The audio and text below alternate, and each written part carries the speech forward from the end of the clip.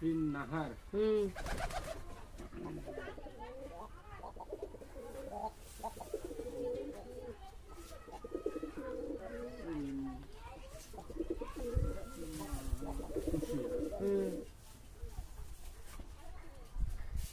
খুশি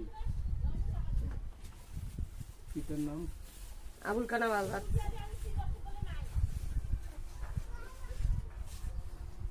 আবুল কালাম আজাদ।